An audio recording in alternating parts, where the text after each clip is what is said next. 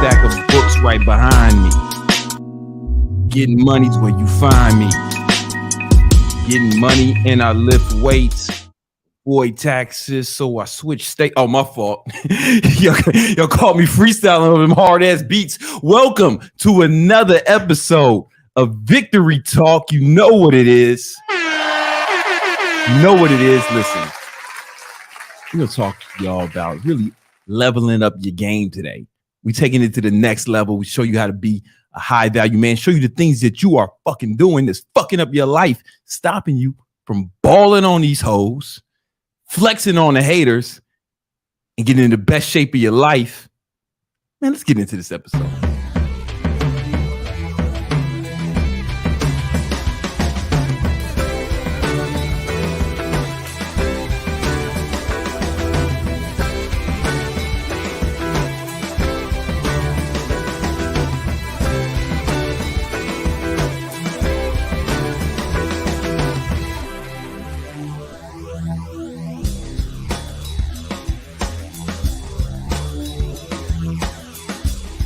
You hear the breakdown. I made this beat. Then it comes right back in. Right here. It's so fucking hard. You know, one of the great tragedies in modern society is that I quit making music. Right? You'll never get to hear more beats like that. No hard ass beats like the intro to this track, because I don't make music no more. I was playing the guitar. And I was playing the drums. You know what I'm saying? The whole nine, playing the keys. Shit was hard, man. You'll never hear no shit like that again, man. Welcome to another episode of that Victory Talk, where we show you guys how to build your muscle, money, and mindset so you can flex on the haters and stun on the hoes. Let's not forget that. It's very important. Very important. It's critical. It's critical. You know what I'm saying? We started a little late today, but we were having some technical difficulties. That's every week, right? That's because y'all don't see this fucking 30 computers here. All right. We make it look fucking simple.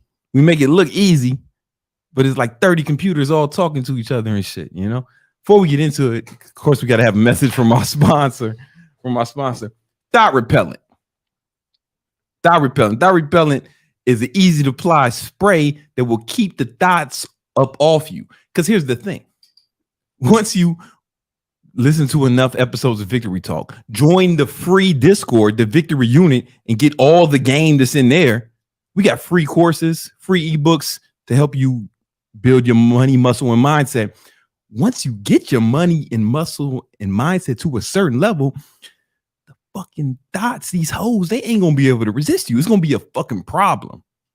It's gonna be a fucking problem, man. Because you gotta remember, the average guy, the average man, this is a real fact. The average man is 17 pounds overweight. I know, gross, right? The average man has less than $1,000 in his bank account, right? I don't know how these motherfuckers live with themselves. I would definitely hang myself, no problem, no question. You know, but somehow they find a way to wake up again the next day and do that mediocre shit over and over again. And that's the average motherfucker, right? Now, once you build your money, muscle, and mindset, listening to the Victory Talk and joining the free Discord, the Victory Unit, you're going to be so far above average that these thoughts are going to be like, they're going to see their loser boyfriend and all the fucking loser simps that's fucking crying over them and shit, some fucking hoes, they're gonna see you and they're like, oh my God, could it be a real nigga? And they're gonna swarm you, right? You won't be able to walk the streets. Bitches is gonna be rioting over your ass. That's what thought repelling comes in, right? Easy to apply spray. You spray this over you, and then the hoes, they'll want to come, but you'll have like a force field, right? They'll want to come initially because they see the ball and they see the shot calling. The fucking hoes know it when they see it, right? You know what I'm saying? However, thought repellent has an aroma that smells like responsibility, accountability, and hard work. It smells like that, right? And thoughts hate that shit. These hoes hate that shit. They can't fucking deal with that. Whoa! Accountability for my actions? No, sir. I'll stay with my fucking punk ass boyfriend another day. Because you don't want to let them get you. Once these motherfuckers start slithering in your life with her vagina, and she'll fucking ruin the whole thing. Weapons of mass destruction, weapons of ass destructions.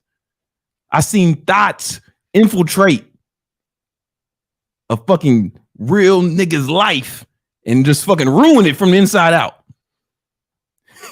So you need thought repelling, right? All your super chats are going to research and development for thought repellent. This is really going to happen. This is going to happen. And you're going to need it. Because the reason we don't talk about getting girls, how to get girls. How do I get girls? Motherfucker, if you got to ask that, you just ain't a G. If your money mindset and muscle was right, if you looked good, right? If you was out here balling on these motherfuckers, and your goddamn mindset was that of a champion, of a fucking warrior, warlord G, those you wouldn't have to worry about how do I get the hose. It'd be like, how do I get the hose off me? You know, I too was like, yo, bitch ass. And I used to think, when I was a kid, I used to think, man, how do I get some girls? Oh, you know, like fucking 15-year-old Brandon with braces and shit. Right? You know what I'm saying? Oh, I want some girls. Right? And then I heard this song from Jay-Z. It was heard the original version. Later, the song came out and it was different, but the original version was a song called "Is That Your Bitch?"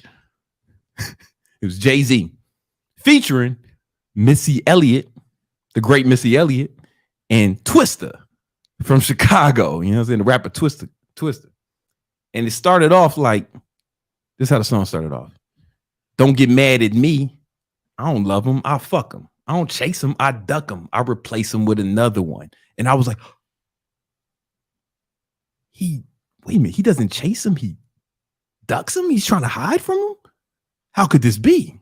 How? You know what I'm saying? 15-year-old virgin Brandon couldn't fathom it. Well, now I see. You gotta duck him once you balling this shit. Once you got your money, muscle, and mindset right, you gotta duck him. You don't have no choice.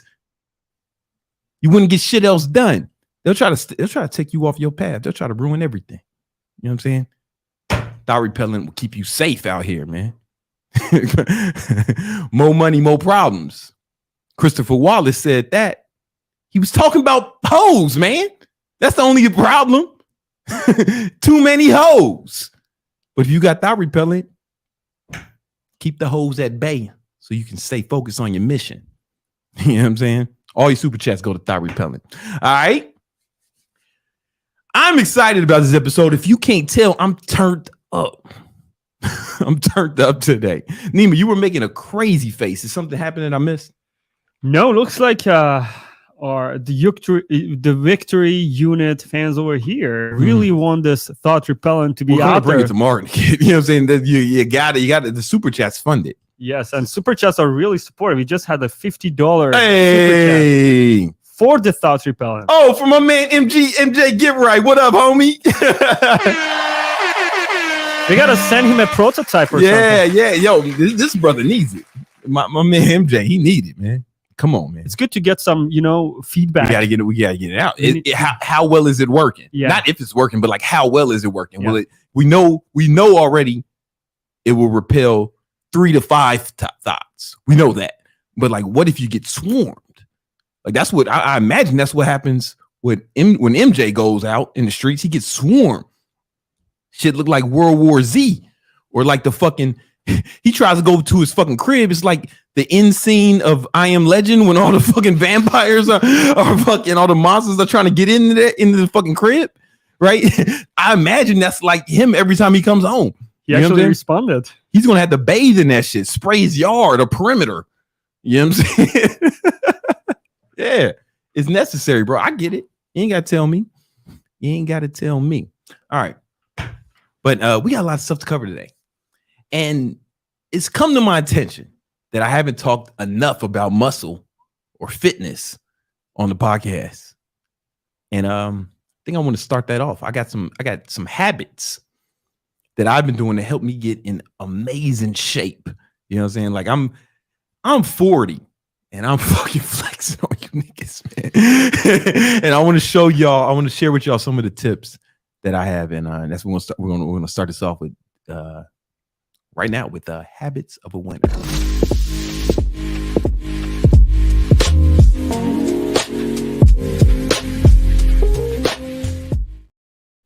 And that beat was smooth, man. That was smooth. All right. Habits of a winner. All right. So I'm 40 years old and I'm probably in the best shape of my life right now today. And I want to give you guys 3 tips that I've been using. I want to give you guys 3 strategies that I've been implementing to help me get in that shape. Here's the thing. These are pretty extreme. Okay. And a lot of you guys are not going to be able to do this shit. Right? You're just not tough enough. You're not badass enough.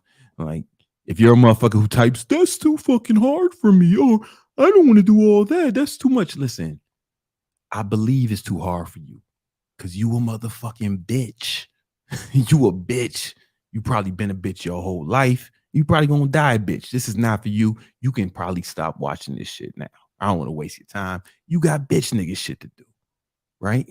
You gotta go fucking give money to hoes on OnlyFans, and you gotta go jerk off again today. You know what I'm saying? You got bitch nigga shit to do, man.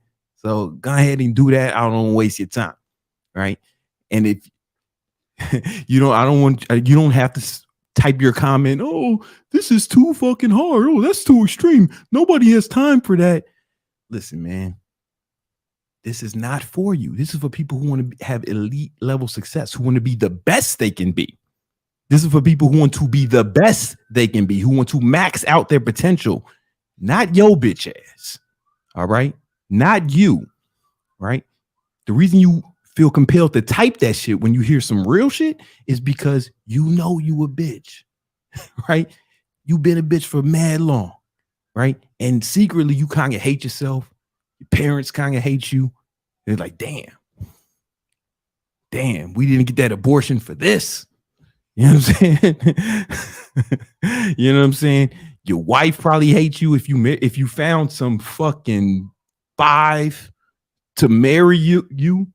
She probably hates you. She a 5 and she could do better. She knows she could do better. That's why she always bitching at you. Because deep inside, she knows she could have did better than your goofy ass. Her fucking boyfriend knows she could do better. He tells her every night. When he get home driving the bus or sweeping floors and shit and fucks your wife, he tells her, you know you could be doing better than him. Because he ain't a G, right? She a 5, right? She a 5, and if she would have settled for your bitch ass, she'll settle for anyone. So this is not for you, man. You can leave now if you haven't already. If you stayed this long, you're probably a G, right? You're probably serious about success and you want to take it to the next level. Here are 3 tips that I've been utilizing to really, really take my fitness to the next level.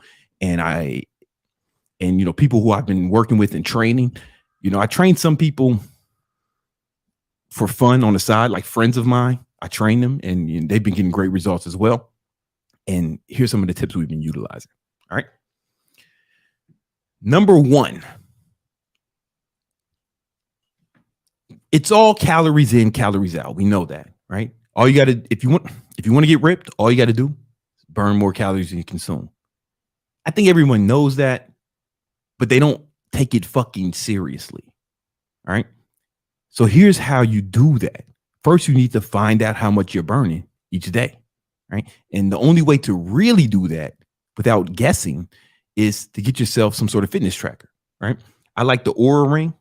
I used to wear something called the Whoop, but it looked kind of dorky and it don't match with all the diamonds and fucking baller ass watches and shit I'll be wearing. You kind of look like a fucking, you kind of look like you're wearing that dorky shit and you kind of look like a fucking cyber bully with that shit on. You know what I'm saying? Like you about to hack into some shit, you know? Like you about to hack into Pornhub, but not for money, just so you can watch more porn. Like the free shit's not enough for you. You look like one of them niggas, you know? So that's when I moved to the Oura Ring, but I also wear my Apple Watch. I have the Apple Watch Ultra and I wear that a lot. And what it does is, you know what? I'm gonna show them. Hold on, give me a second. Because I took a screenshot that I want to share with you guys. Hold on, bear with me.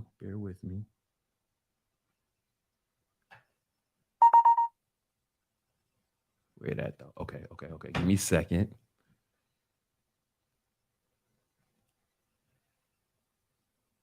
Okay. Hold up. Let me move this over. All right, you can show it. You wanna press the green one so it maximizes it? Oh, the green one? Okay, bet. Okay. So here's a screenshot from yesterday. All right. So at the way the Apple Watch and the way the Apple Watch tracks your calories, it does your active calories, right? But over here, it shows your total calories. And as you can see, I burned like almost 4,000 calories total yesterday. All right. But it doesn't matter if I fucking ate more than that. I'm not going to get ripped if I ate more than that. Right. So number one is to track your calories burned. Some sort of fitness tracker. The Oura Ring is great. The Whoop band is great if you don't mind looking a little dorky. Right. And the Apple Watch is fantastic in that regard too. I think Samsung makes some shit that's cool too, that does the job or something. Right. Now, that's part one. You have to actually track how much you are burning each day, and it needs to be as accurate as possible. Right. So I don't wear my Apple Watch all the time. Sometimes I'm out here flexing on these motherfuckers with the douchebag iced out AP. You know what I'm saying? Drug dealer AP. It's not classy because I'm not classy. I'm not trying to be classy. I'm a G. I'll fuck you up. Anyway, that's step one. But I keep the Oura Ring on all the time. All right. But you got to burn more than you consume. So you have to track the consumption as well. So what I do is I carry a food scale around me. I'm sorry. Hold on. Let me open this up. You don't have to show this yet. I carry a food scale around with me everywhere I go. All right. I have the Louis bag that I keep the little food scale in, and I take it to restaurants. People think it's extreme. They think, oh, that's over the top. That's too much. You a bitch. All right. It is too much for you because you a bitch. I'm a G. I don't give a fuck about what another motherfucker thinks when I'm breaking the scale out at the club. Again, I'll fuck you up. Ain't nobody gonna say shit to me. All right. I digress.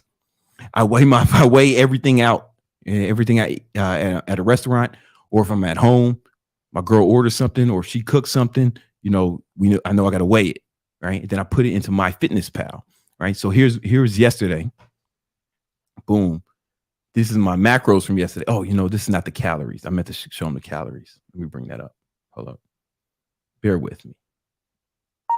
I only been podding for like a few months, guys. I'm just live. All right. Okay. So here's how many calories I consumed yesterday, right? Total calories under 3,000, right? Around 3,000. So I was in a 1,000 calorie deficit yesterday. Yes, I was in a 1,000 calorie deficit yesterday.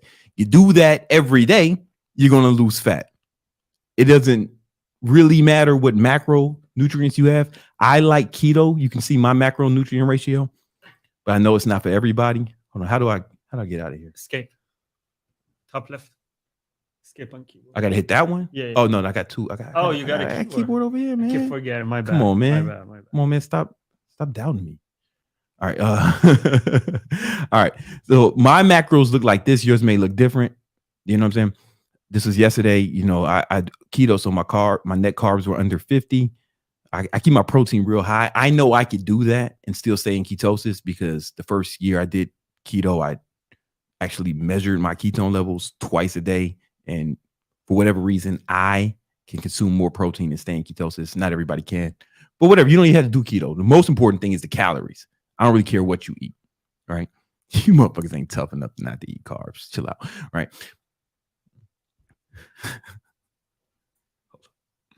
Why am I like this, man? I'm somebody's dad. All right. Anyway, that's all you got to do, right? You gotta. Hold on, let me get back to Notion. Brandon, can I ask a question? Yeah. So the calories that the Apple Watch has, the active calories, it was around 1,700. Yeah. But the total calorie was. That's what you want to look at, the total calories, right? Total. Because the active is how much you burnt doing shit, like working out, because I'll track my workouts in there, track how much I'm walking. But, you know, your body burns other calories just keeping yourself alive, right? Gotcha. Pumping your organs, doing shit like that, you know? Oh, okay. And it's tracking your heart rate all day, right? Thank you. Yeah, no problem. So you got to, and the Oura Ring does the same thing, right? And they come up with pretty similar results, right? So all you got to do is just burn more calories you consume. Everyone knows that. But if you're not tracking it, you're not doing it. You're just guessing. Now, some fucking sissy is thinking right now of typing, that's too much work. I just eyeball the shit. I don't need a scale. I can just eyeball it. I'm a loser, right? Or I'm not going to work that hard. I want to enjoy life or some shit. Shut up, you fucking dork.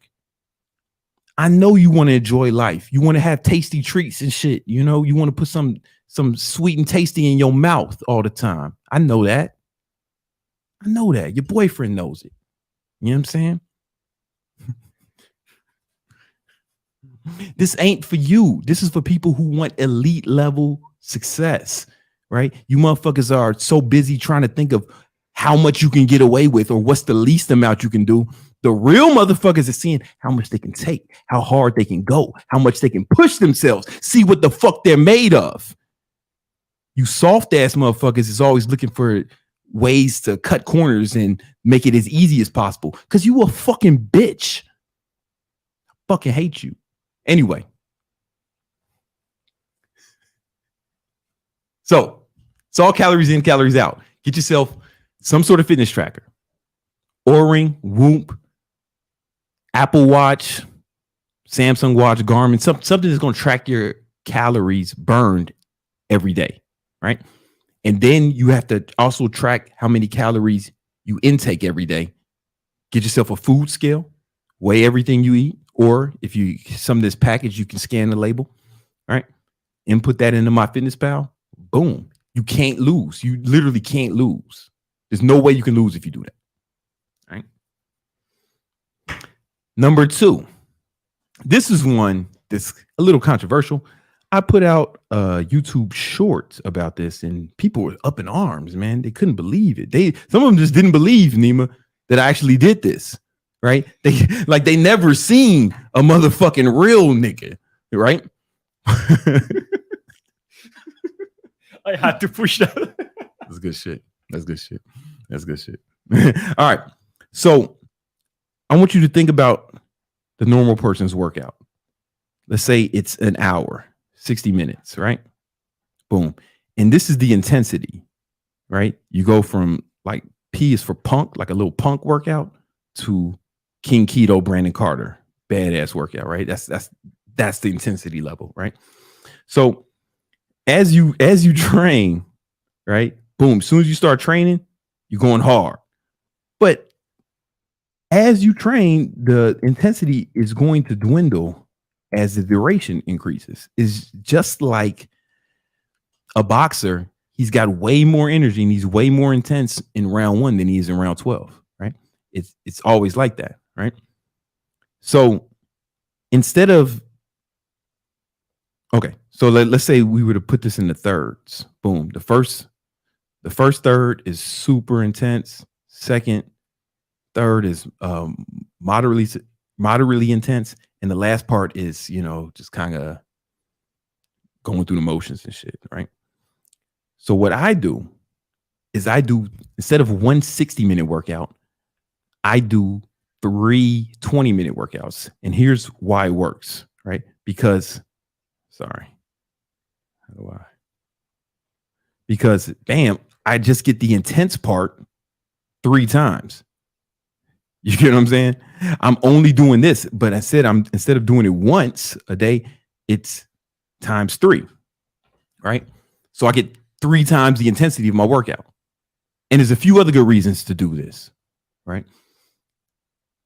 If you do a 60-minute workout, and if you work out anything like me, it's going to be difficult to get anything else accomplished that day after it. In fact, I seen my boy Hermosi, that's my man's. I seen him on an interview with Derek from More Plates, More Dates. And he said that it's difficult for him to work hard after a hard workout, or especially a big leg day. Well, there's a reason for that, because your central nervous system is taxed, right? You need a fucking rest or a nap after that. It makes a lot of sense, right? Like Floyd Mayweather is not out like doing business shit immediately after the fight, right? It's you got to rest. Your body wants to rest. However, if you only do a 20-minute workout, like you still left a lot in the tank, right? But you capped it right there. Boom. Then you can go get some work done, right? Eat some food, do your thing. Boom. And then later on that day, you get another 20-minute workout, and I'm never exhausted after the workout, even though I'm working out actually 3 times as hard as you, judging from this graph I just wrote. Judging from this graph I just drew, I'm working out 3 times as hard as you, but because it's spread out throughout the day, right? It's not that big of a deal. It's not as taxing on my central nervous system, so I can get more work done and make a whole bunch of money, right? Now, this works because I work out at home and I got a home gym, right? It's going to be very difficult if you go to the gym to work out. I understand that. However, I've seen people do it. So the first time I saw someone do this, it wasn't me. The first time I saw someone do this, it wasn't me. I've worked in some of the best gyms in New York City, Manhattan, right? And I would be there early, and I would see the Wall Street guys, the finance guys come in like super early, work out, boom, boom, boom, get their workout in, and it would be quick. Then they go to work, start doing finance shit. They come on their lunch break, work out again, gonna go back to work, boom, boom, boom. Then, they work late hours. Then at night, they come in and work out again.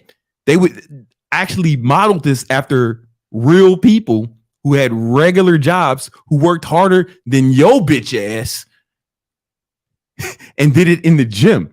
What I do is actually easier because I work out in my apartment gym, right? Because I live in, big penthouse in Miami. It's fucking the gym in my building is better than the gym you pay for, So I'm fortunate and privileged in that regard. But I've seen guys work really hard and do this.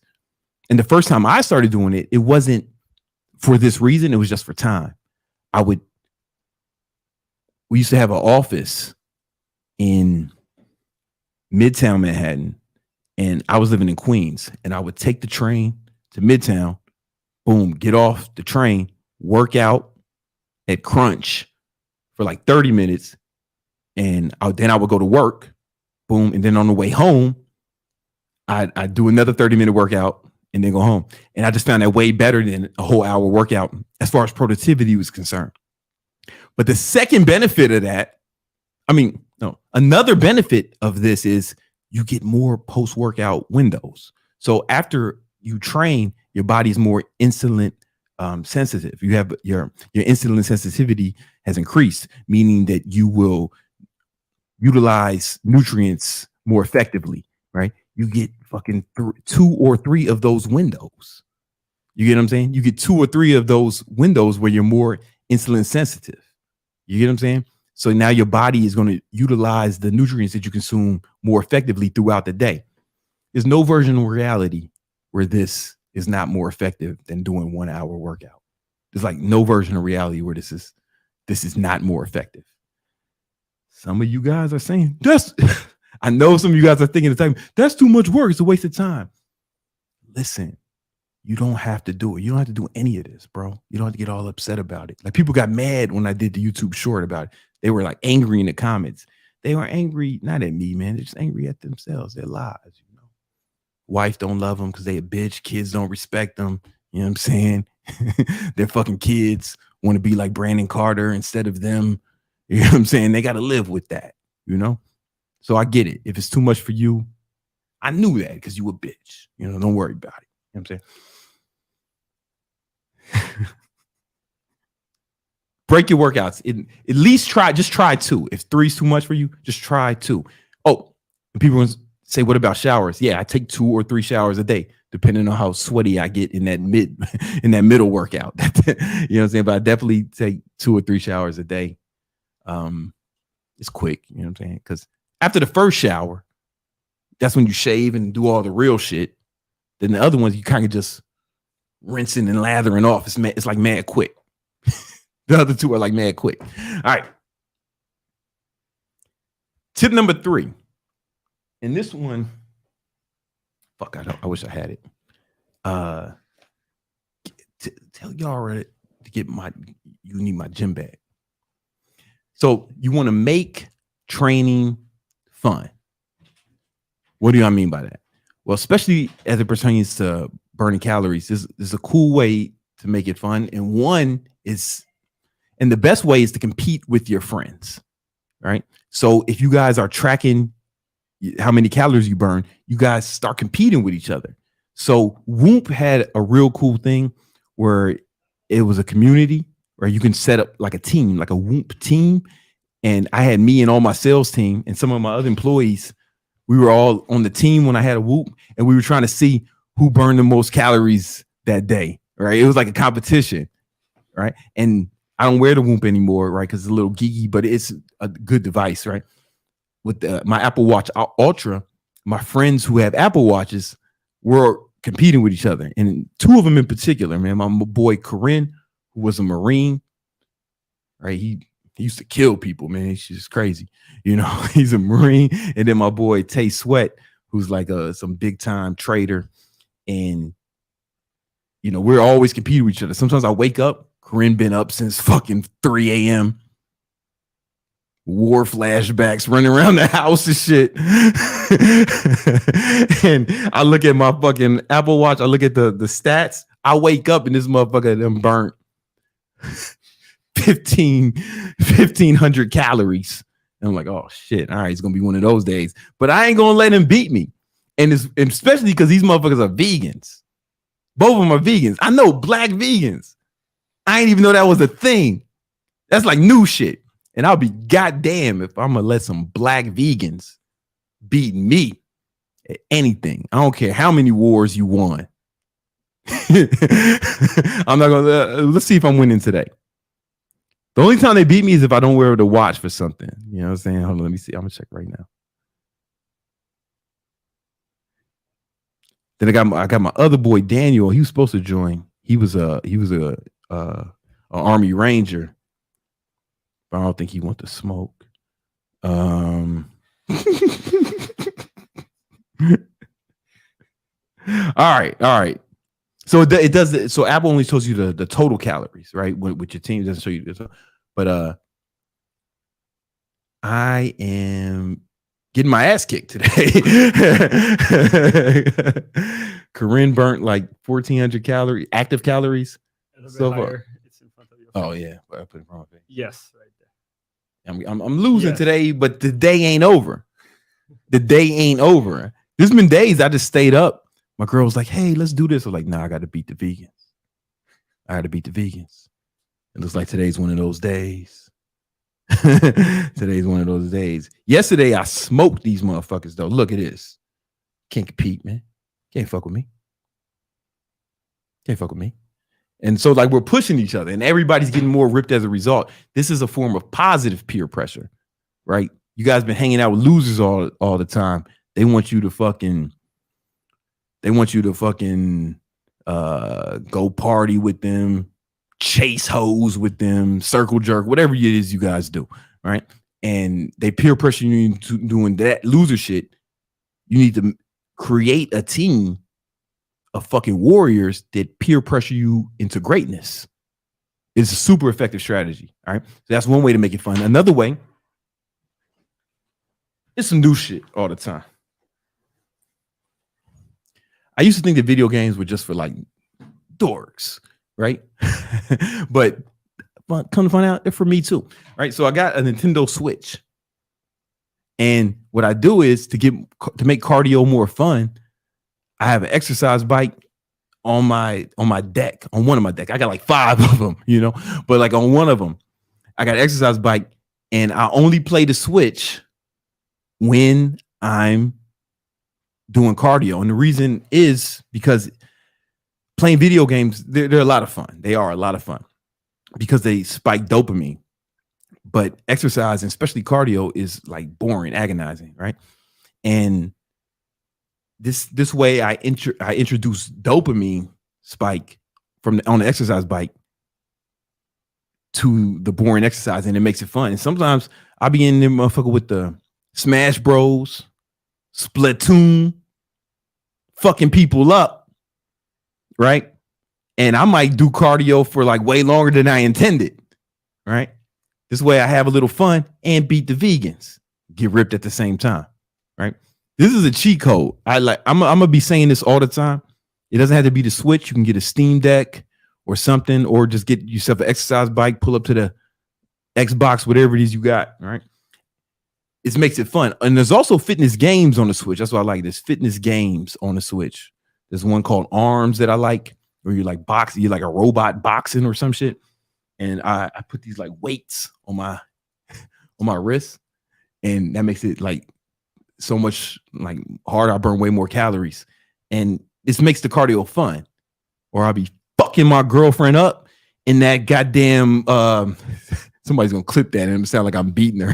Somebody's gonna take that out of context. No, I fuck her up in the fucking Nintendo tennis games. Or the Jesus, yo, man, I'm gonna unmute her. Okay. Yo, what game you beat me? What fitness game you beat me in? I beat you in tennis once.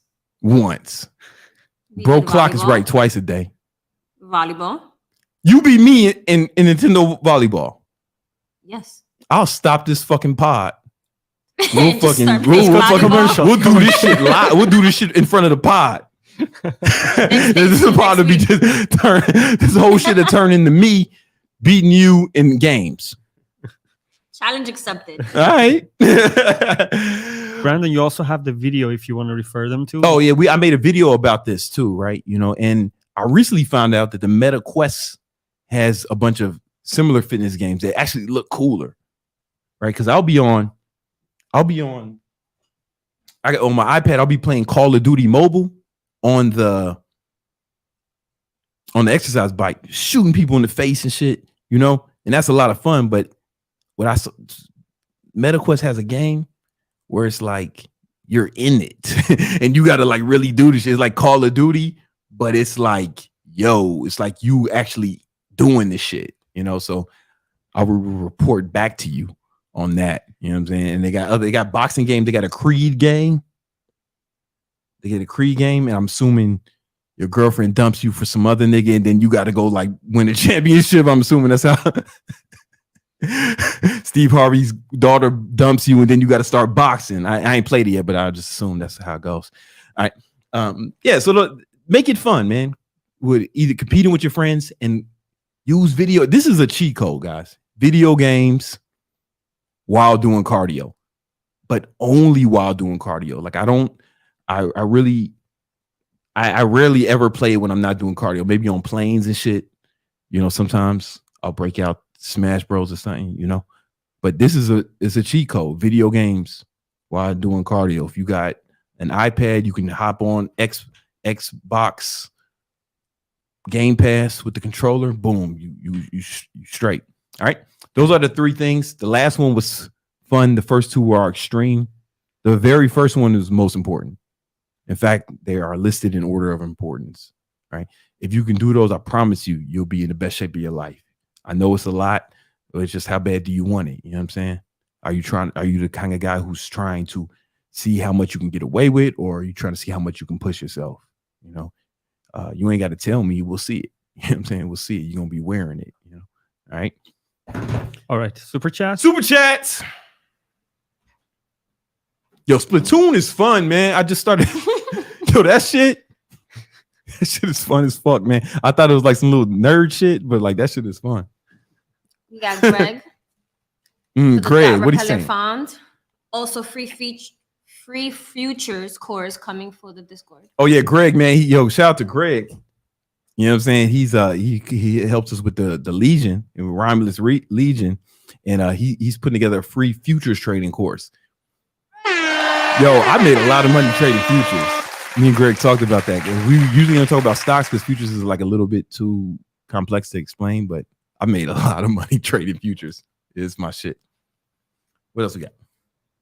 I'm gonna read this one more time just because it's. Come on, man. MJ, get right. That repellent. Come on, man. Thank you, MJ, because like this, all your super chats go towards research and development for the product, so we can get this to market, man. We need you. We need this. The ballers need this shit. The guys who are saying that's too hard for me, y'all need this, man. You cool. You cool. You got to get you something else. You got to like learn some like game or something to trick a bitch into fucking liking you. You got to learn some Jedi mind game tricks so you can try to fucking finesse a hoe into thinking you me.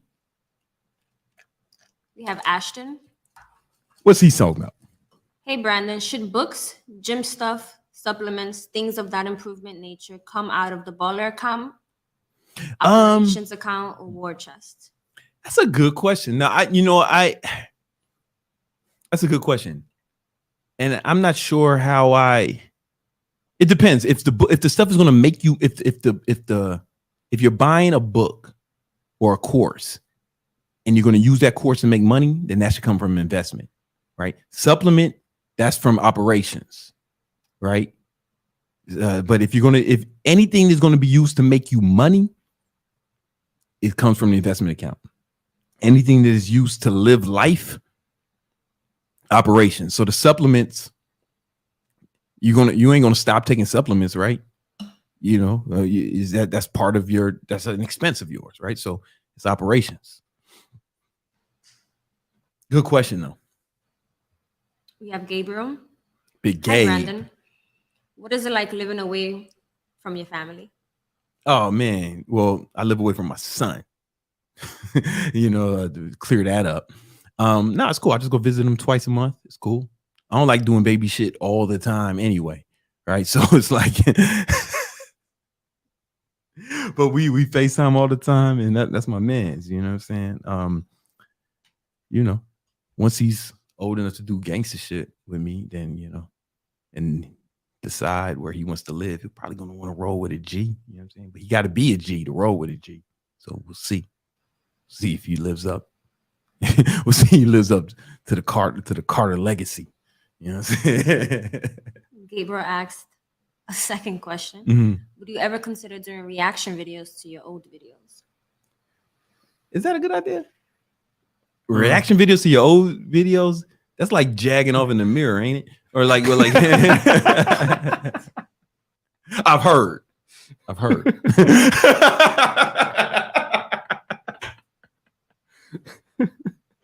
I don't know, man. I got to talk to Nima, man, the producer. I got to talk to the producer of Nima if you think that's what the people want. Oh my God. We have Jay. This dude is hilarious and right. You all right, Jay? Sometimes I be like listening to myself. I be like, God damn, I'm funny as fuck, man. I ain't even like plan these to be jokes. I just talk and people laugh. People laugh when I talk. Sometimes it's on purpose, sometimes it's not, man. But I just take it, man. It's all good. What's up? We have Mixed Tarzan. Mixed Tarzan. I like the name. Support for that repellent. $100. Also, my brother. I've seen a sub since the ab workouts years ago. You've helped me along my journey from the fitness keto tips to the victory talks about money and self-improvement. I genuinely appreciate you. Come on, man. That's what we doing. He looked at that's him in the look at this brother, man. He needs some thought repellent. He needs some thought repellent, man. His profile pic looked like the cover of a romance novel. You know what I'm saying? We have Lee. Yeah. Do you think you can use the Bowflex 1090s to do the same thing? Yeah. The Bowflex, if I'm not mistaken, the Bowflex 1090s are those adjustable dumbbells. You 100%. Those dumbbells, you can do a whole workout with that shit. I'm telling you, I have a pair. I had in my home gym in New York. Because, you know, when I was living that bachelor life, I turned my home gym. And no, I turned my living room into a gym. Yo, babe, you remember when the first time you came over? We were just friends then, right? But you remember when you came over? What did you think when you walked in and you saw a gym first? Man cave. What did you say? Man cave. Man cave. You know what I'm saying? I think you meant to say the man cave, but it's all good.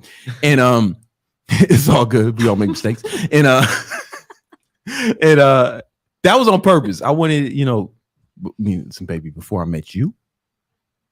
I wanted any girl came over to feel like super uncomfortable there. I wanted to feel like, oh, there's no way I'd want to ever move in here.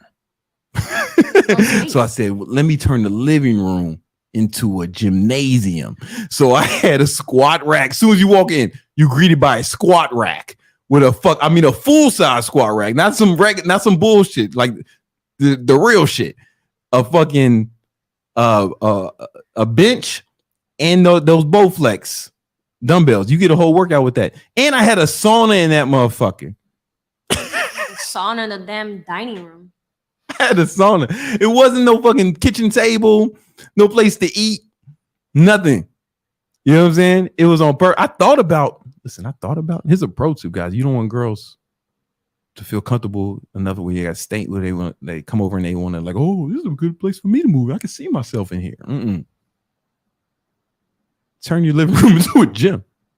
The shit looked like if you gave a 16-year-old $1 million in a penthouse in Manhattan. That's what it looked like. And that was intentional. I thought about removing the toilet seats to make it real uncomfortable for a hoe. But then I thought, okay, once a day, that's gonna be my problem too. So that was also pre-thought repellent. You got it. I had to be creative before thought repellent. But then I met my girl. I changed for you. I was like, you know what? I ain't gonna build a gym in this living room. I'm gonna make this house a home. Your gym is in the balcony now. Yeah. She says your gym is in the balcony now. Yeah, it is though. The gym is in the balcony. But yo, you built that for me. Love you. We need that music.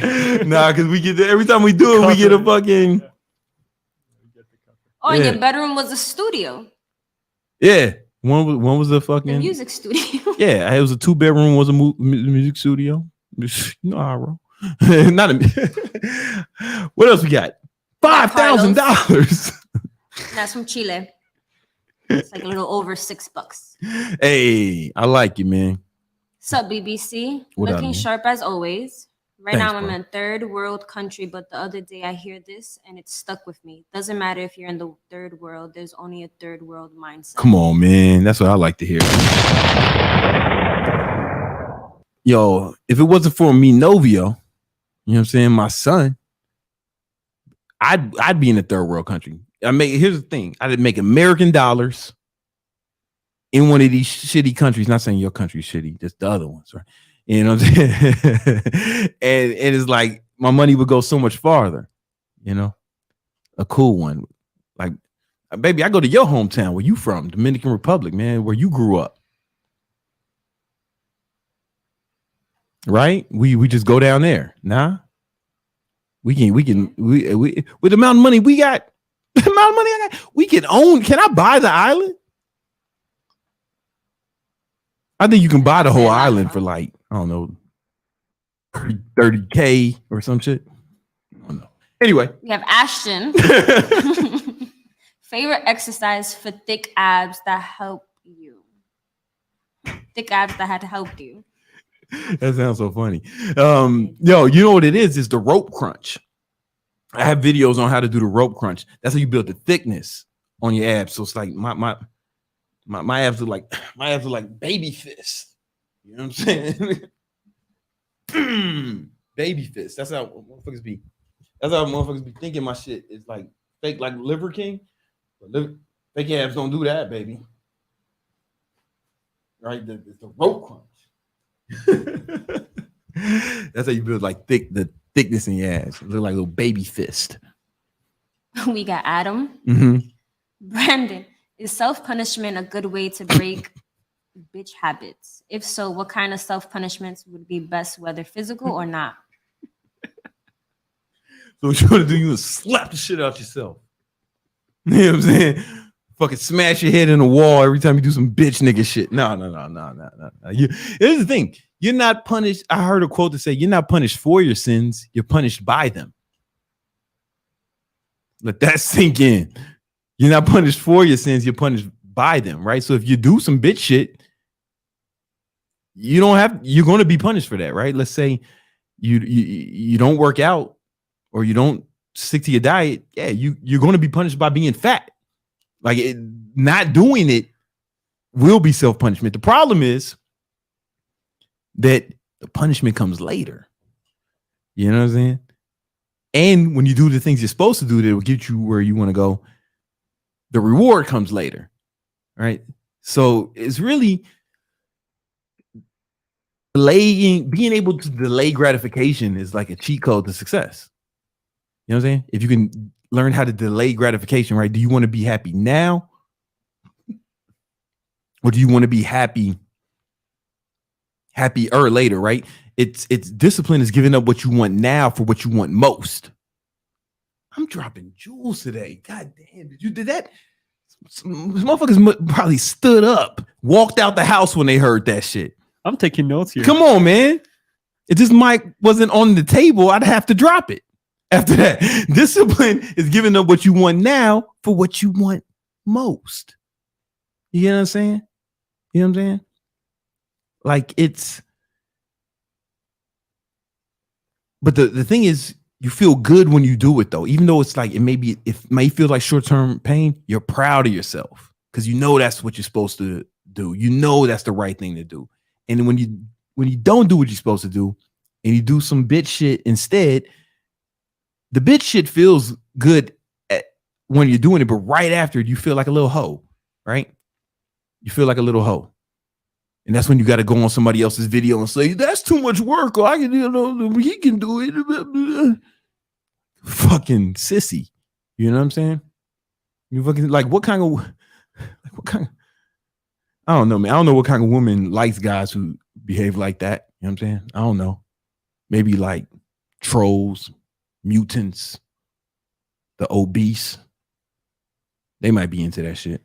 But I don't think like a high quality woman would be into that. I don't think that'd be a very effective mating strategy if you plan on having kids that don't look like, goblins or mutants. You know what I'm saying? Like if you want to have some decent looking kids, man, you got to attract a high quality woman, especially if you want them to have some sense, right? So you want to get a smart girl too. It's like, she doesn't have to put up with your bitch ass. So you just think about what you want most, like one of the things I think about all the time, constantly, is like when my son is older, right? It's like, yeah, he thinks I'm the man now because he don't know shit. He's 5, right? But I want him to look at me and be like, fuck, that's my dad. Oh God, man, I'm so proud to have something to aspire to, right? And also, I want to have influence over him, right? Because I have some friends who have kids. Not friends, people I know who have kids, and they're like, oh yeah, he don't listen to me, man. He's not trying to hear what I say. That's because you a fucking dork, bro. You fat and shit. You married an ugly bitch. You know what I'm saying? You out here driving a Civic from like the 90s. You was a bitch. Like, of course he ain't gonna listen to you. He don't want to be like you. You know what I'm saying? If he got some goddamn sense, he watching Brandon Carter videos. He out here on a victory talk trying to be a real motherfucker, right? Of course you ain't got no influence over him because you a bitch. He can look at you. He tells that kid, oh, you can be anything you want. And the kid look at him like, fuck. If he believes him, like, fuck, that's all you wanted? Be a fat loser? You know what I'm saying? This is all you wanted, man? For us to be out here clipping coupons? We can't afford that. You know what I'm saying? The fuck out of here. He's gonna think it's bullshit, or he's either not gonna believe you and think it's bullshit, or he's gonna look at you and think you a bitch. He's gonna believe in it and just think, oh, that's all you wanted, you a bitch, right? That's why your kids don't listen to you, because they don't fucking respect you, because you a bitch. And it's like, if I want to have influence over the boy,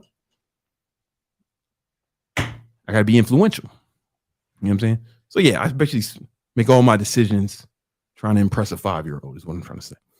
You know, are there any more super chats we gotta get? I mean, I think we have a few comments. I can read by them. Okay. If they're quick, if I don't have to respond. Nope. All right, let's go. Knock them out. We got Nav on a water fast for 3 days. Second day today. Shout out to you. Hey, yo, sometimes, man, when I need to get ripped, and it's like I need to get ripped and fucking burning more calories you consume ain't enough, man. Fuck it. I'll just stop eating for 2-3 days. And I'm always we super have Jason. Yeah. Hey, Brandon, just wanted to say that I appreciate all the work that you do for the community. Hey, man, I appreciate you too, Jason. Much love, bro. Come on, man. We out here. We have Mav with the M.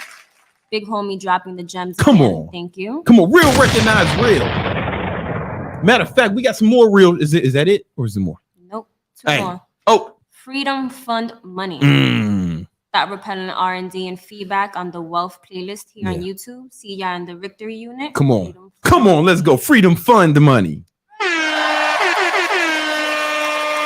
And Real Bobby. You know Real Bobby Trauma had to show up. He's loving the energy tonight, yeah. I'm on one tonight. You know what I'm saying? Shout out to Real Bobby Trauma. All yours. Come on, man. Hey, listen. All right, so we talked about fitness, right? Money, muscle, mindset. We talked about muscle. Let's talk about some money with the market recap.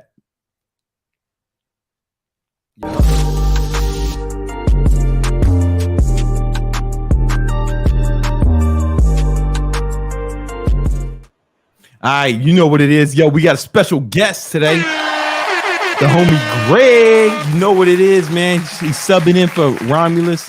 You know, we love when you show up. You did a great job last time, man. We expect none but that same shit today. Yo, them last trades, though? Seriously. Come on, my bro. Goodness. Can you guys hear me okay? Oh, yeah, we hear you just fine, man. Greetings, everyone. It's an honor to be here on the Victory Talk podcast again. Thanks for having me, Brandon. Yeah, man, it's our pleasure, man. So what's been happening in the market, Greg, man? Tell us what's up, man. I've got a lot of stuff to talk about, especially involving the market. But for those of you guys that don't know me, I'm a market technician trained by Romulus himself. And today I'm going to give you guys the market recap. So let's get into it. I'm going to go over the overall market. I'm going to go over some lessons on candlesticks. I'm going to talk about risk to reward, and then we're going to go into a Q&A at the end. So if you guys want to give me some stocks to break down, I love breaking down stocks live in real time. So we can prioritize the super chats for that portion. Yeah. Hold on for real second, though. For 1 second. Can I? Oh, yeah. We're probably going to be talking about it. You killed it today, I bet. Yeah, nah. Let me just look, and these are Greg's trades mostly because I've been focused on other shit. And we can show my screen. So this is my Weebull account. Has been on vacation, so. This is my Weebull account. Boom. You see today, man. What's that say? My profit today. Almost 12 grand. Come on, man. You know what it is. And then over the last month, 18,000, right? You know what I'm saying?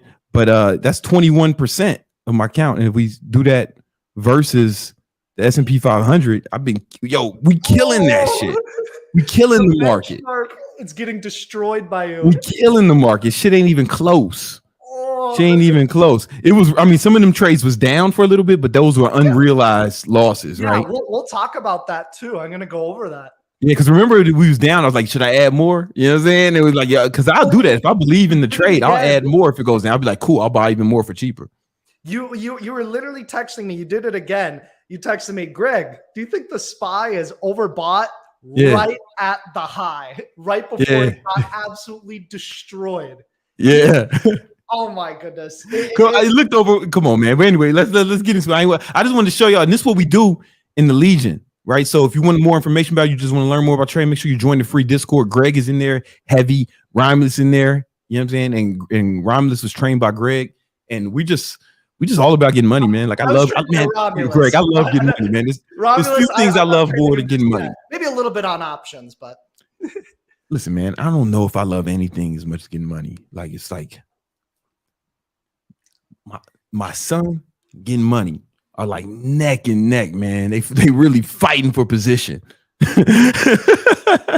Seriously, it's so much fun. Like you were talking about video games earlier. The stock market's kind of like a video game, bro. I treat really seriously, but it's it's video game to make you a lot of money. Like I bought, people see me flexing and shit, Greg, with fucking buying diamonds and jewelry, lavish like vacations. We bought out. We didn't buy a Universal, right? But we went to Universal, got the pass where we could skip the line, skip it in front of children and shit.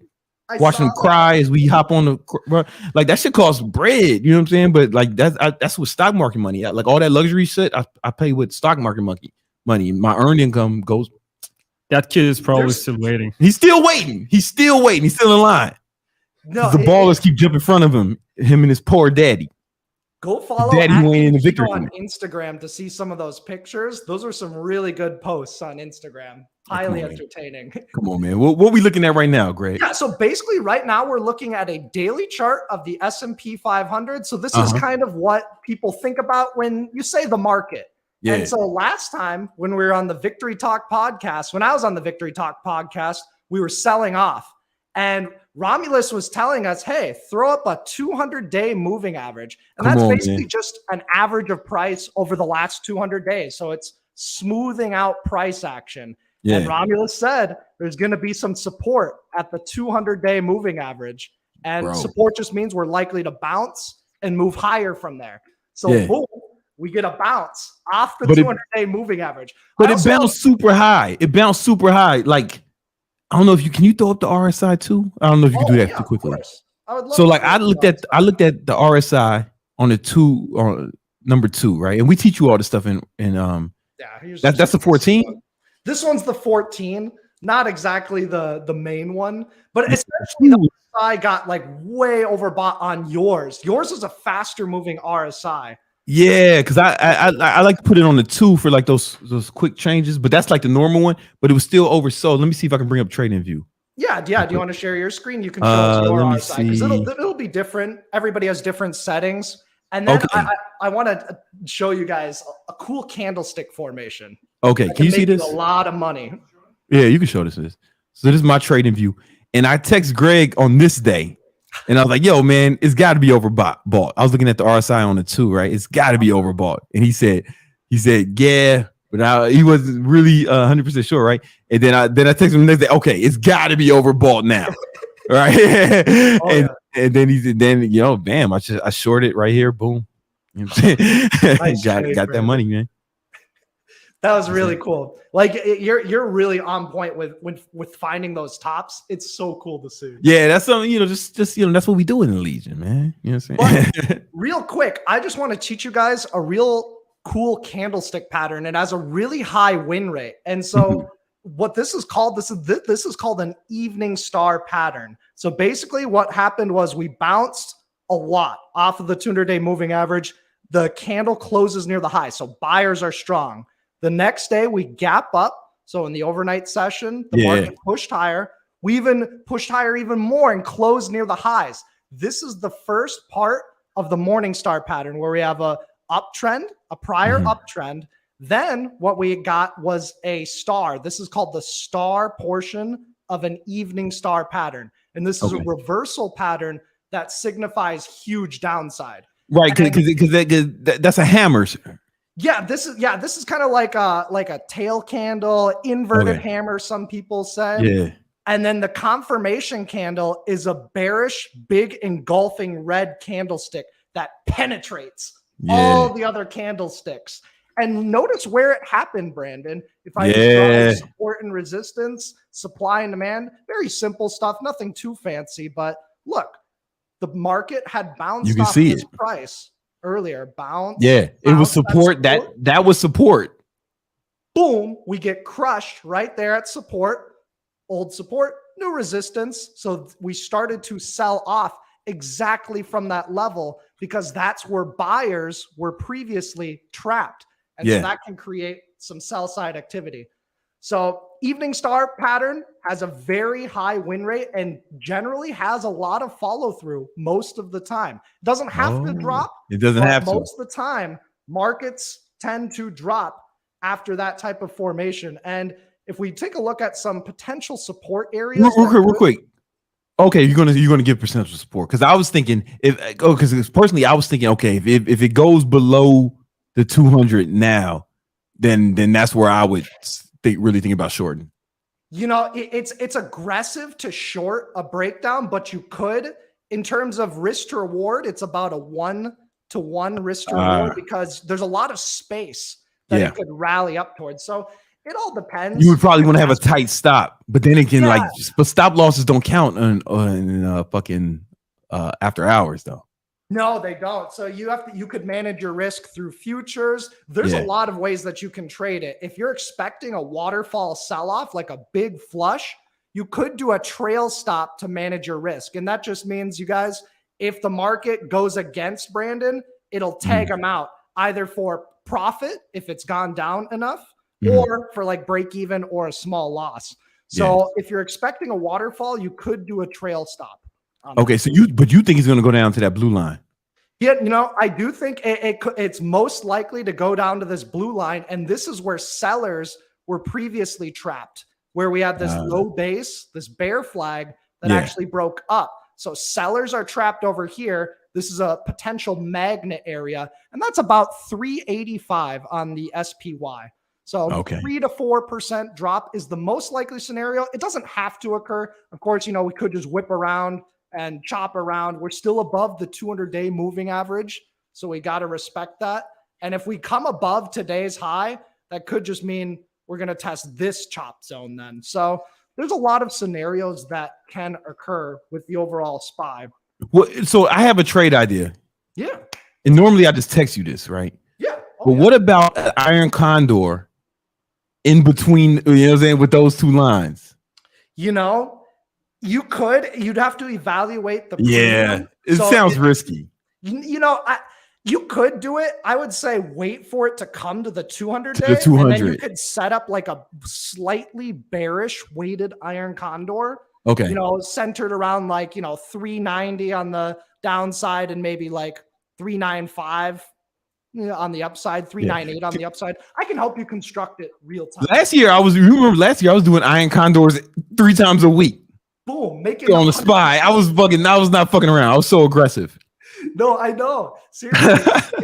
It's so cool. And for those of you guys that don't know, iron condor just means you're selling options above the market and selling options below the market. And you actually make money if the market goes sideways, in there. If it stays within the range. Super cool way to make money. We learn all this stuff in the Legion. In the courses that come with the Legion. Oh yeah. So that's just basically overall the SPY. You know, last time we talked. I didn't mean to cut you off. It sounded like you was going to say something, and I think I just cut you off again. I'm sorry, man. I'm off. It's the market. I'm hyped today, man. I think I covered everything I needed to on the SPY. If you have any further questions, I'm more than happy to break it down for you guys. But last time we talked about UNG, said it was going to likely go up 20 to 30%. It went up about 30%. Boom. Come on, you said that last time you was here. Go watch the episode. My man don't miss. I miss sometimes, but most of the time, my man don't miss often. We had a 100% win rate for February. Come on, man. Trades that I sent, 100% win rate. You know, some people were like panicking because like some of those were down. Like even if you see my chart, right? Hold on, let me put it back on monthly. On a month, it's like if we go into, yeah, you can show my iPad. So like people were panicking in February, like even some Legion members, right? Because we were down. But I was like, yo, just buy more, bro. Like trust us, man. But like it takes a lot of balls to do that. Yeah. Because I was You have to buying be really more, man. confident. And you have to accept the risk too. Like you gotta know, like, hey, if this shit goes against me, I'm like doubling or tripling my loss. So yeah, balls. But if you've got the capital to do it, if you're confident, yeah, if you're trained, you're mentally prepared, you're talking with the professionals, there's a time and place to do it. Yeah, no, I mean, like, I mean, if I run a trade by you and or Romulus, and y'all feel confident, you know, then it's like, all right, I'm gonna go for it. And if it goes against me, man, it's like, all right, cool. I just want to add more. I do that every time. Oh boy. Well, you know, it'll work out the majority of the time. You'll increase your accuracy that way, but just understand the drawbacks with that type of trading is sometimes occasionally you can take a bigger loss. Yeah, so I don't know if everyone should do that. That wasn't advice. I mean, no. But it's a good strategy to keep the wins rolling in and keep the cash flow really high. So that's the positive side of it. Everything's a give and take in the market, but our job as a trader is to like find the inefficiencies where it's just drastically in our favor. Yeah. And that's kind of one of the things that I wanted to touch on, because lately the market has kind of been dropping because the TNX, the 10-year rates have been going higher because inflation is still really hot. That's still high. That's part of the biggest reason why the markets were dropping today. And a great way of explaining the TNX is to give you guys kind of a scenario, okay? So I'm going to give you guys two choices. Right. Choice number one is I'm just going to give you $50. Pretty cool, right? I'm just going to give you $50 for nothing. Yeah. Choice number two is you can flip a coin. You can flip a coin. If you get heads, I give you $100. Okay. But if you get tails, I take $50 from you. Oh, you can lose. Yeah. You lose. What would you guys do? Type in the chat. What would you do, Brandon? Yeah, would you $50, or would you flip a coin? And if it's heads, I give you $100. If it's tails, I take $50 from you. Just give it to me. Yo, just give me the $50. Yeah. Any reasonable person would say, hey, just give me the $50. That's just a guaranteed $50 bill. Technically, over the long run, the expected returns for both of these scenarios are pretty much the same. But why wouldn't you just take the $50 risk-free? Explain me what you mean, though. Why is that risk-free? What would you looking at? In this scenario, that's kind of what we want to think of like bonds as. It's kind of like the risk-free rate of return. Yeah, because that's what the TNR is. I don't think they knew what the TN. Yeah, that's kind of what we're comparing it to. The guaranteed rate of return versus the coin flip. Now it gets a little bit more interesting because so to be clear, when inflation's up, bonds are safer, is what you're saying. The rates on the bond yields tends to become more favorable for investors because you can get, let's just say you could get 4% a year on your money for like no risk, or you could take a gamble in the stock market. You could maybe get like 8%, but there's a lot bigger of downside if you're investing in the market. And that's so people. So what you're saying is that puts pressure on stocks because institutions would say, "Fuck it, man, we ain't taking this risk right at this point. If they're giving us so much money for bonds, fuck it, let's just do that." Yeah, exactly. Yeah. And going back to the coin flip scenario, let's say you could take a guaranteed $50 from me, or you could flip a coin, and that coin flip, let's say if it's heads, you make $1,000. So heads, you make $1,000. And tails, you only lose $50. Well, now what would you choose? Tails, you only lose $50, or you could just take a guaranteed $50 bill. Some people would say, "Oh, I'll just take the 50," but most people would be like, I'm going for that G. Yeah, get that $1,000. I want that stack, man. That's what people are trying to think about when they're looking at the market. Can I get like $1,000 off of my $50 bill, if that makes sense? So like, well, how do we quantify that when we're investing in the market? That's the decisions people are making. Yeah. Looking at that chart of the Qs. Yeah, what's up?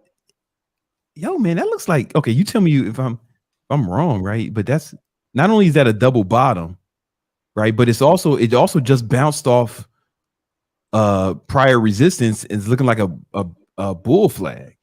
Yeah, this is more of a bullish pattern. The Qs look a little bit more bullish than the overall market. And they haven't really been hit by rates that much. And a big reason of that is probably because Apple, a big weight in the Qs, has been killing it. Apple hasn't been dropping. All you guys are competing with each other with those. Yeah, Apple's keeping that whole fucking sector afloat, huh? Yeah, Apple's holding up the Qs really well. So it's creating a bullish chart pattern. That's kind of why I'm still neutral on the market, even though we have that evening star bearish candlestick pattern. We got the bearish engulfing. We got the rates situation. I'm still more neutral because we need more evidence to tilt into our favor before we can really hit the size on some of these trades. Yeah, because it's hard to tell. Even though, like, looking even at Apple, if you just look at the last few weeks, that looks like, I mean, that's a bull flag, right? Yeah, but it's coming off a low. It's coming off of like a higher low, though. Yeah, it's not like a textbook bull flag, but it's a bullish chart formation because you have an impulse wave higher, and then we're holding in the upper third of the range. So I could I could pull up, Fibonacci retracements and stuff and go from low to high. And if you're holding in this upper third of the range, that's generally more bullish. That's bullish. In terms of holding. So yeah, if it goes sideways and starts to pop, that could be like a buy signal or a long. None of this is financial advice, but just so like watch Apple for long out of that pattern. Like if it breaks out. Yeah, you want it to go sideways for a bit. If it goes straight up from here, it's too risky because you're not going to get enough energy to really explode higher. And it's got to come out with like volume too. It's got to break out with volume. It's got to come out with volume, and the volume's just kind of like, it's not really determinate right now. It's kind of like hovering right here. Yeah. This is some real nerd talk. We might be losing people, man, because me and you start getting into the charts and shit. Yo, me and Greg, like, we do this. Like, I was on a call with him. Like, we just talk about this shit. Because we're talking money. Each of these trades, are potential ways where you can make money in any way. You could risk as little as like $50 on like an option spread, or you could go hard like Brandon, risk thousands, but you can make thousands. And that's kind of really what I wanted to get at is what's the risk to reward of everything that you're doing in life? For example, like wearing a seatbelt. What's the risk of wearing a seatbelt? Yeah, it's a little bit uncomfortable to wear a seatbelt. Yeah, you might wrinkle your clothes. But the reward is you put extra insurance on your life. That's a phenomenal reward. Yeah. So the risk to reward is great to wear a seatbelt. So constantly evaluate risk to rewards in your life. Just even on Sunday I was at the gym and I was lifting and I was feeling it. I was strong. I was getting like a good birthday pump and I was benching. You doing some birthday sets? Yeah, I was doing a birthday set. I'm going for 300 birthday sets. Girl, I'm sorry. Go ahead. No, go. No. This is a song. When I lift on my birthday in my head, that's what I'm saying every time I'm listening. It's your birthday, and I know you wanna max out. I'm sorry. Go ahead, man. Go ahead. No, that's exactly what was going on in my head. And I was lifting, but I hadn't warmed up properly. And I kind of like tweaked my back and like my nuts started hurting really bad. It was not a good day. The risk was I didn't warm up enough. I should have warmed up. You gotta warm up the nuts, man. That's a rookie mistake. I hope to recover soon. Either way. This is going off the rails. This is going off the rails. This is going off the rails. The lesson is warm up. Yeah. Constantly evaluate risk and reward. Sacrifice the now for a better future. Come on. Boom. It all comes together. And that's why trading is kind of like a self-development journey. And it is, man. Yo, you learn a lot about you. You really learn how much heart you have when you got, when we were doing that big trade last year, when we were shorting the market and I was down, I had over 100K on that shit. You saw it. I had, and I was like, am I a G or not? Like, do I believe in this shit or not? And I was buying more. Like I was selling options to get into it. Right. But it was like, I mean, it took some balls to do that trade, bro, especially because it kept going against it. I was uncomfortable for you, but Yeah, nah. It worked out though. But that's the thing though, too, in trading, like on the edge of uncomfortability, a really good trade is usually around the corner. Now, anything can happen. You know, the market could have just infinitely gone up. But again, we go based off probabilities rather than, you know, just what we think or, you know, feel, if that makes That's sense. a fact, guys. If you want to learn more about this, because we're running out of time, if you want to learn more about this, man, you got to check out the free Discord. You know, Greg is in there, I'm in there, we out here balling, getting it, you know. I mean, it's just fucking, it's crazy, man. You want to get this money with us, man. We not playing, you know. Like I've been making so much money with you guys. Like the three of us together, because sometimes, I mean, you and Romulus, I think, are the experts, and I think I'm good. You're pretty good. You're pretty good. You're better than most traders. But you guys are the experts. It's just like I might see something y'all don't see, or you know, like to get the three of us together though, man. It's not a game. Yeah, no, guys, let's give Greg a round of applause, man. Yo, make sure you join the Discord. We got a whole trading section there, free stuff, and you come out with a free futures trading. Yeah, I'm still working on it. I'll get you a date tomorrow.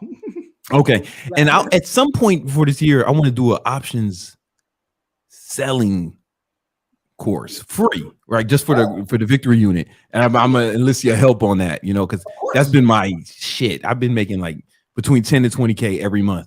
That's where the real money selling is. options. You know what I'm saying? That's where the real income is. That's the majority of people that make a living trading. They sell options. They're not buying. And not buying them. 0-day expiration options. No. Yeah. I'm telling you, man. I want to do a free course just to help these guys get some more money, and I'm gonna need your help with that. So join the Discord. So when that comes out, I think there are some questions if you got time from Greg. You want to give Greg a okay? But only if you're good.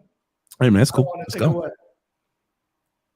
You want to go? As long as they super chat questions. I think they are. Okay. So there's one. All right. Ronaldo. This is Gabe. Selling covered calls tax-free. Is selling covered calls tax-free, or are you still paying capital gains? No, you still. Any course you recommend to learn, and do you guys ever trade naked options? Okay, so selling covered calls is not tax-free. No. You are still paying capital gains. The thing is that, first of all, I'm not a tax professional. No. Second of all, you can usually offset those capital gains with any losses. So what you want to do is you can like lock in losses. You can do some tax loss harvesting for that. Or just make more money, right? Like that's my thing with taxes. Yo, taxes is like one of my mentors told me a long time, taxes is a deal you make with the US government, right? They built all the infrastructure. They built everything. They keep us safe. They pay the soldiers, keep the streets clean, make sure you're not drinking water like in Mexico, right? They built the infrastructure, right? It's a deal. They're your business partners. If you think of it like that, you won't feel bad paying it, like child support. You just got to think it's a cost of doing business, man. So just make more money, man. You'll be all right. Do we got more? Nah, I think that was it. She said that was it. All right, Greg, yo, thank you so much, man. Appreciate it, brother. Getting this money. Was there any other super chats I need to get into before the next segment? We can. All right. We have money moves. Yo, BBC. I weigh 182. All right. And trying to jump to 205 with as much muscle as possible and learn Spanish. Oh, and learn Spanish. See mi amigo. You know what I'm saying? Hombre fuertes. Failure impossible. Yeah, hombre fuertes. You know, mi amo Brandon Grande, el jefe de ejercicio, Jesus del gimnasio. So you came to the right place, is what I'm trying to say. Okay, as far as Spanish goes, uno meso para gatos, tres leches con bien para mujer, para hombre, aquafina. Right? So You already know what that is. If you know, you know. You know what I'm saying? All my Latinos know what's up, man. Como estás? You know what I'm saying? Como estás? Que lo que? You know? As far as putting on that, trying to jump up that much weight, you know, building muscle is a slower process than burning fat. Like you can actually burn fat fast. When people say you can't, it fucking angers me because they lying to you. You can't if you a bitch, right? But all the fat cells just have to shrink. It's actually a simple process. But building muscle is a more complex biological process, right? And it's weird because the more gains you make, the harder it is to build muscle, right? For me to put on a pound of muscle is going to take everything. You know, I'm out here splitting my workouts into 3, fucking weighing them up, right? Because I've been working out for 20 years. For me to make any gains at this point is going to take a whole lot of work. I say that to say, you want to make sure you're in a caloric surplus, but don't go too heavy in that, man. But I think the most important thing is protein. You know, like just make sure your protein. If I was you, I'd be getting at least 200 grams of protein a day, but you got to make sure you're getting it. Like if you want to make it impossible to fail, get the food scale. I'm telling you, get the food scale. Keep it with you at all times. I have one in each one of my Louis bags. I have one in my gym bag. You know what I'm saying? And I even got a pocket one now that I just bought. I'll show that to y'all next week. You know what I'm saying? Like I always got the food scale on me and I put it in my fitness pal. And that's the real secret. I'm just telling you, that's the thing. When people, before I even started doing testosterone, I started TRT 2 years ago. Because I'm old, man. I'm 40, right? It's Father Time is undefeated. If I was an athlete, I'd be fucking retired and shit, you know? Because you can't go on TRT and be an athlete, you know what I'm saying? Be a pro athlete. But even before that, people thought I was on drugs because they just couldn't fathom a nigga weighing his food and tracking it meticulously every day for decades. But if you do that, you can't lose. But people can't even imagine that sort of dedication. They can't even imagine it because they've been a bitch forever. You know what I'm saying? So they think it's got to be drugs. But here's the thing. There's people on drugs who aren't in impressive shape, right? You know what I'm saying? Like I'm telling you, the scale, making sure you hit your numbers every day. And one of my friends, man, he was in real good shape. People thought he was on roids too, and he never was. And he'd been doing this for years. And I just, for fun, I said, so what happens one day if you don't hit your macros? He said, yo, that just doesn't happen. It's a non-negotiable. It's like asking me, what happens if I don't brush my teeth? No, I brush my teeth every day. You know what I'm saying? Like, it's like, I just do it, you know? And if you do that every day for years, people will be accusing you of being on steroids in no time. The scale, I'm telling you, keep a scale on you. We have George. Big George. BBC. You're the reason I became a personal trainer 5 years ago and started taking care of myself. Come on. Let's go. And then we have one more person. You know what? People used to ask me what I did for a living, and I would say, I'm a beacon of hope and inspiration for the young people of planet Earth. And they'd be like, okay, nice meeting you. And I would just stare them down until they walked away. But it's true, as we can see, as George has illustrated. You know what I'm saying? So shout out to you. My fault, baby. I ain't mean to cut you off. I just had to say something silly. We have Frosty 300.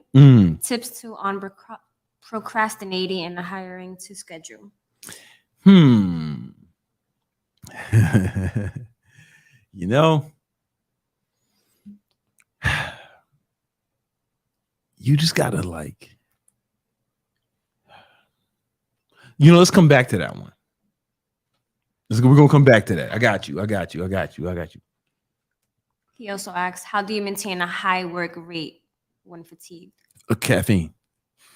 Damn. Like a lot of caffeine. And I probably abuse it. But I've been doing that for a long time. It's not advice. You asking me what I do. But I also make sure I get enough sleep too, right? I get enough sleep most nights, you know. And if I don't, it wasn't because it's just because I couldn't sleep that night or some shit, like something happened. Meditation helps, you know what I'm saying? If I need to take a break, I'll take a break to meditate, not like take a break to fucking do some bullshit, right? I'll take a break to meditate because I was watching. I've been doing that for a long time, but I found out why it works. Huberman had a podcast. He talked about how meditation, if you do that, it replenishes your dopamine reserves, and like dopamine actually causes drive. It makes you want to do things, you know. So that's something I'll do. All right. I think we are good on the super chats. If you want to get into the next segment. All right, I'm saying, yo. So I got something but I don't know if I got time for it. We got 20 minutes. 20 minutes. You think I can knock it out? Yeah. Let's do book of the week first.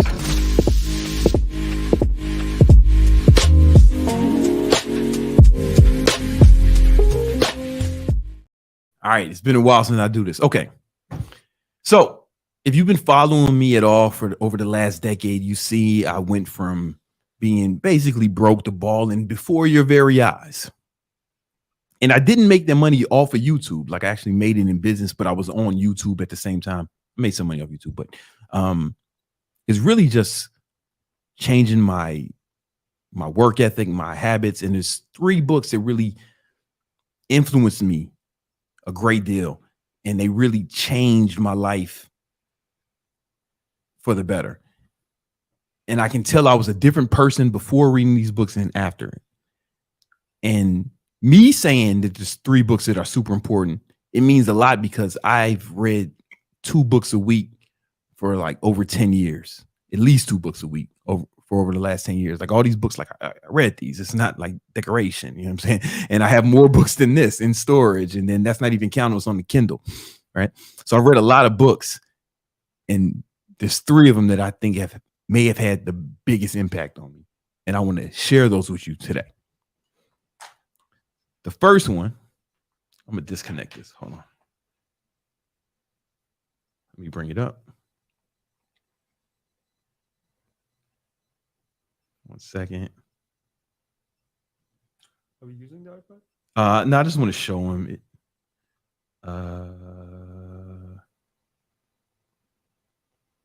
Okay. Let's see if I can get this. Okay. So the first one is Awaken the Giant Within. Oh. You can actually hold it next to you with an angle. Okay. The first one is Awaken the Giant Within. The first one is Awaken the Giant Within by Tony Robbins. All right. So I read this book when I was 17, actually, and it had a profound impact on my life. You know, before I read this book, I thought that, you know, things happen to you, and then as a result, your emotions were affected by things. And I never thought about being able to actually control your own emotions, to actually control your own state, regardless of circumstances. I didn't know that was a thing. And it was a real eye-opening for me when Tony kind of broke down how you can actually control your own emotions and how controlling your emotions actually affects your life. So Tony breaks down a lot of strategies on how to do that, but I'll let you read the book. Links in the description if you're interested in that. But first, I want to just show you why that's important. It's, you know, if you want to get some sort of result, hold on, let me change this. If you want to get some kind of result, right, you have to take action, right? But what people don't talk about is the quality of action. The quality of that action is dependent on what kind of state you're in, right? So the quality of your state. So, for example, if you're going to lift weights, right, but you just got some like real bad news, some sad news, your pet died or something, and you go lift weights, it might be a lackluster session, right? The quality of that action won't be as good as if you were in like a pumped up state. You just watched Rocky 3 or some shit, you know what I'm saying? And then you listen in to 50 Cent, and then you go in there and you're pumped up mentally. That's going to be a better workout, right? But what if you can control your state before you move into the action? Like before I did this podcast or made this video, I put myself into a state where I would be able to perform better, right? But if I would have came in here all sad, all right, guys, I want to show you guys about 3 books. It's like I'm doing the thing, right? But how well am I doing it? How well you do something is often dependent on the quality of your state.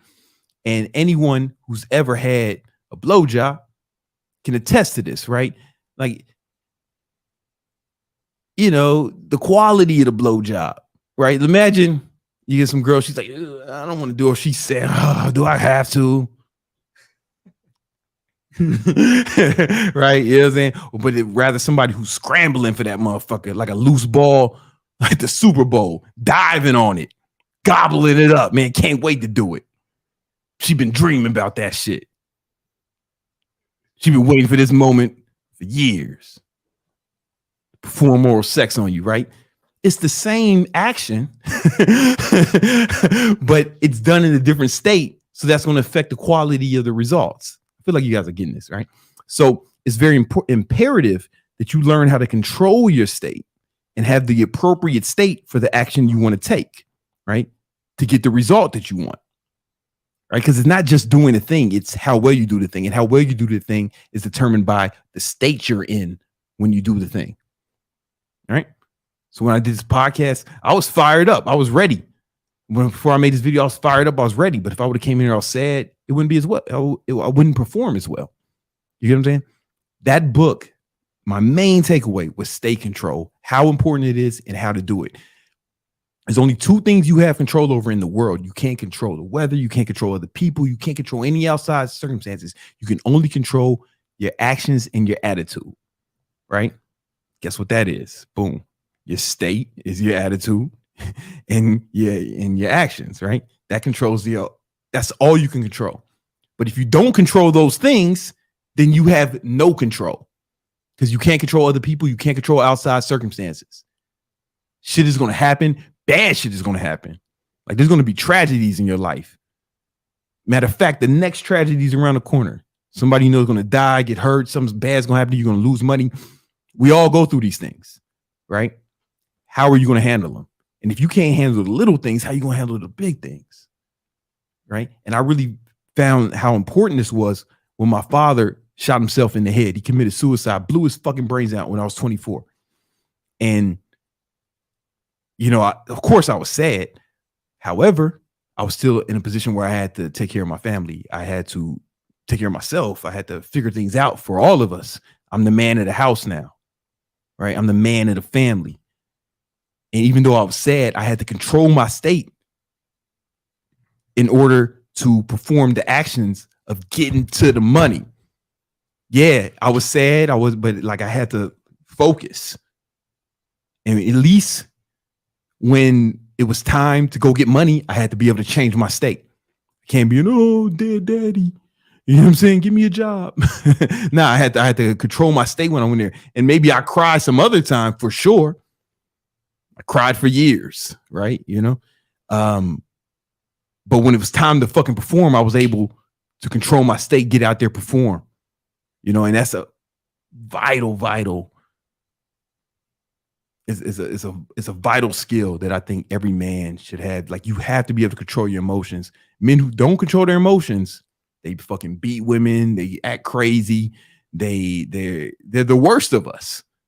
Right? A man not being able to control his emotion is super dangerous because he might go off the handle, shoot people, fuck people up. And it's you can ruin your life and the lives of others by not having emotional control. All right. Awaken the Giant Within. No better book on that topic. All right. Number 2. Hold on, don't show it yet. Number 2. I read this book right after. Hold up. Shit. I don't have my original copy because I read it when I was 17, but I have my Kindle version. Excuse me. Rich Dad, Poor Dad by Robert Kiyosaki. And I read this shortly after I read Awaken the Giant Within. I read Awaken the Giant Within when I was 17, right before I went to college. I went to college when I was 17. And because I'm smarter than you. All right. And then I went to And then freshman year, I read Rich Dad Poor Dad, and it really just changed the way I think about money. And the main takeaway I got from Rich Dad Poor Dad was, hold on. So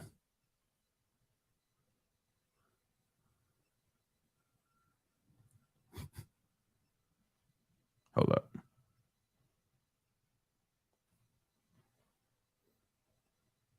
So he says, poor people, they work to make money. They work, right? Boom, to get some money. And then they spend that money on to live, but they also spend their money on like luxuries and shit. You know, that's what they'll buy the car, or that's when they use that money to go on vacation, or that's when they'll buy the nice watch. All right. And this is like people, no matter how fucking rich they get, some people still end up going broke. No matter how much money they make, they still end up going broke. The average professional athlete is bankrupt 5 years after retirement. Bankrupt. I'm not talking about Tom Brady and, you know what I'm saying, Michael Jordan. The average one, you might not know his name. You know what I'm saying? Right? You might have never heard of him, right? I'm talking about the superstars, right? But they might have made millions during their career, but they end up broke because of this. You know, I used to train a guy who played for the Lions, and you know, he when he was in the NFL, was using his NFL salary, buying Lambos, had a mansion, bought his baby mama a Benz. You know what I'm saying? Bought his other girl a car. He's out here spending off the money he made working on the field. He gets cut. Boom. Can't afford the payments. Bankrupt. Seen that shit happen, right? However, ballers, right, work, make money, use that money to buy what? Assets. And then that pays for luxuries. All right. For example, I got this midlife crisis watch, right? It is AP, covered in diamonds. Bought it for myself for my 40th birthday. And it's not an investment. You know, I don't want to get into the whole, should you put diamonds on your watch? No, it's not an investment, right? You know, yeah, it might fuck up the value. It's not an investment. It's a luxury. I bought it for fun. I like it. I'm from the hood. I always wanted to have a dope dealer watch, and now I got it. You know what I'm saying? But I didn't pay for it with the money I made working at my business or anything. I bought assets. In my case, I was buying stocks, and I was selling covered calls against the stocks I already own, getting paid premiums, and then the premiums from that actually paid for it, right? So I can buy a few of these every year without having to spend any money that I made working. You get what I'm saying? So I just keep buying assets. And the real ballers, what they might do is use the money from the assets to buy more assets. Like, you can just keep doing this, right? Or you can just keep doing this over and over again, right? And you don't never have to like buy a drug dealer watch or nothing like that, you know. But all my jewelry, I got, you know, Cartier bracelets. I got another AP that's not iced out. I got a Rolex. Well, the Rolex was a gift, but I got other, I got a lot of jewelry. You know what I'm saying? I'm from the streets, man. What's you supposed to do, right? But what I did differently is I used my assets to buy, and that's something I learned from Robert Kiyosaki, and that was the main thing I picked up from that book. But it's a super good read. Really changed the way I looked at personal finances, and I'm glad I read that when I was 17. But I saw what happens when you don't do that. So those of you guys know my story. I grew up poor, South Side Chicago, like for real poor. Like my parents didn't have a car and shit. So 5 years old, my mom's walking me to preschool 5 a.m. She's waking me up at 5 a.m. and we would walk to preschool. She had to be to work early. She walked me to preschool. Chicago snow. We get robbed. The first time I had a gun in my head, I was 5 years old. dude put the gun in my face and told my mom to give her the purse, right? That's how I grew up. Then she, whatever. My dad wasn't around a lot. He lived with us, but he was out here hustling, trying to get his shit together. I got sent away to military school. And I was like one of the kids there. I had to live there. While I was gone, his business started to take off. Finally, right? You know what I'm saying? 10 years later, his business started to take off. And by the time I left high school, he was making $3 million a year. That's in 1999, 2000, right? So adjusted for inflation, that's $8 million a year, right? That was the equivalent of $8 million a year. So I didn't get to experience any of it because I was gone at military school. I lived there. It was a boarding school. Then I went to college, Howard University. Boom, I'm in college. And by the time I was out, he had fucked up all the money, right? Because he wasn't doing this shit. You know what I'm saying? And I had just learned it when I got to college, you know what I'm saying? And I didn't know how he was fucking it up. And nor was I influential enough in his life to like set him on the right path. I was a fucking teenager, But by the time I got out of college, he had fucked it all up. And then next thing you know, a few years after that, he kills himself, right? This is what happens when you don't know how to manage money, because making money, he became a great businessman, but he didn't know how to manage his own money. So I really saw the dark side of not doing this. It's not just about making money. It's about how bad it can get if you don't know how to do this shit. You know what I'm saying? It's super important. All right. So that's Rich Dad Poor Dad. And then, like, I don't know, man, this might be my favorite book of all time. Like I always say that it was How to Win Friends and Influence People. I think How to Win Friends and Influence People is the best book of all time. Right? I think that'll help most people. But I think my favorite is Relentless by Tim Grover. I'm telling you, I have Relentless tattooed on my arm. So the first year I made $1 million, right? It took everything. It took everything. Like I wasn't going to no parties. I missed every fucking barbecue. I wasn't watching TV. I was waking up fucking 4:30, 4 a.m., working late, getting the bare minimum amount of sleep. You know what I'm saying? Just enough. I was focused, and it took everything, and it took a toll on my relationships with people around me. And they really tried to tell me that something was wrong with me. Like, I'm working too hard, man. You got to enjoy life. You gotta take it easy. You got to have balance. That's the one they always say, man. You got to have balance, you work too hard, all that stuff. And I was thinking, man, what's wrong with me? Like,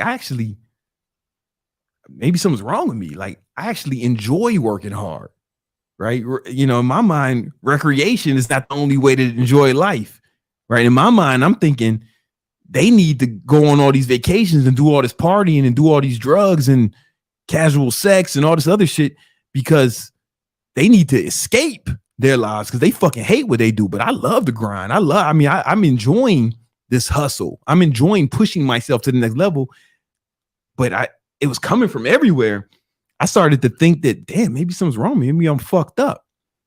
And I was like tempted to like take my foot off the gas and maybe like listen to these people. Maybe something's wrong with me. I don't know. Then I read Relentless. I was like, oh.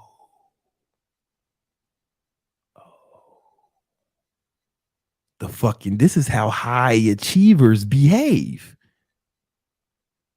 In fact, Kobe would probably be looking at me and saying I'm a pussy, right? I'm probably not even going hard enough in his eyes, right? Because Tim Grover was the trainer for Michael Jordan.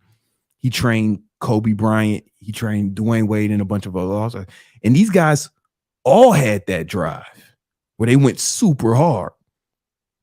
And I was thinking, fuck, maybe I'm not even going hard enough after I do this. And it's okay for me to love what I do. Working hard and having work ethic is not a disease, right? It's actually awesome, right? If you love your life, recreation is not the only way to enjoy life. Partying, bullshit is not the only way to enjoy life. In fact, all these other people, they need to escape because they fucking hate what they do. Right. So they can't fathom loving what you do. They can't fathom trying to push yourself to be the best you can be. That's where I find joy. Right? I find joy in seeing what I'm made of, pushing myself to the limit. Right? Seeing how much of a fucking badass I can be, how hard I can go, what kind of example I can set for my employees, followers, my son. You're right. I'd hate to look back on my life. Maybe some other people are cool with this, but I'd hate to look back on my life and wonder what could have been if I worked harder. Right? What could have been if I really gave a fuck about my goals, if I was serious as I said, if I really acted like it. You know what I'm saying? Because what happens with these people who tell you to enjoy life, take it easy, this is what I learned even later, is that they don't even enjoy life that much. Because the escapism shit they're talking about, you can't only do that sometimes. Right? You can only go on vacations a few times a year. Right? You can only party sometimes. You can't do it every day. Right? I mean, I guess you could get high and drunk every day, but I'd advise against it. Right? They only get like because that's the only thing they equate joy with. That's the only way they enjoy life. They only get little pockets, little moments of joy. But when you learn to love pushing yourself, love seeing what you're made of, you start to love doing the shit and love accomplishing things, then every day can be joy. Right? I went on a vacation with my girl not long ago, right? For our little anniversary. And it was fun. But I had just as much fun today at my computer. You know what I'm saying? Like it was a different kind of fun. It's like the fun that comes from accomplishment, the joy that comes from moving forward on a goal that you know is going to make a difference in your life and the life of your family. That feels way different. I get to do that every day. The people who think that enjoying life is only fucking escapism, they only get that sometimes. What they don't understand is the real G's are happier than they are. But they can't even fathom it because they hate their life. That's why they need to escape so much. That's why they preach to escape, and they can't even understand why you don't. So basically, Relentless just let me know, oh, it's okay, man. Fuck this shit. I'm taking my foot off the gas. I'm going all the way. And then just made multiple millions after that, man. It's not even a fucking game out here. You know what I'm saying? Like, you know, and I plan to go even harder. And one more thing about that. All that enjoying life shit, all that shit, the way they talk about it, it's really hedonism is what they're talking about. It's hedonism, right? They're just doing shit that they find fun to entertain themselves, right? However, if you're building a business, if you're setting some bigger goals, doing other things, a lot of other people are going to get helped by it, right? If you're building a business, well, you're going to end up with employees. You're going to help them feed their families.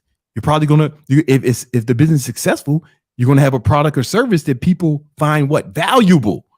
So you'll be helping your customers too. Or even if you just got a job and you fucking killing it at that job, now you're helping the business. And you help the business, you help all the employees at the business. Everybody, you help the customers of that business. Like you actually, to make money, you can't make it. People have to give it to you. And they only give it to you if you exchange value for it. So you have to provide way more value to make way more money. Shit can't work any other way. Right? So all that hedonistic enjoying life, it only serves themselves. But the hustlers, when we out here getting money, we have to actually provide value to get the money. So we're helping a bunch of people. They don't even realize how selfish they're being.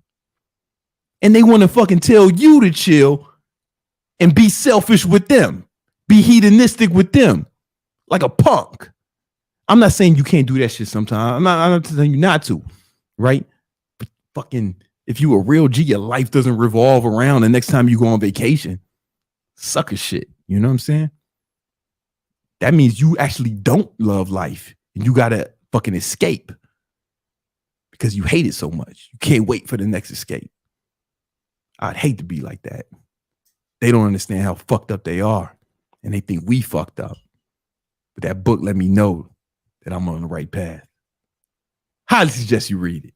If you ever want to know, get an insight into my mind, you can read those 3 books. If you ever just wanted to get deep inside the mind of Brandon Carter, just read those 3 books.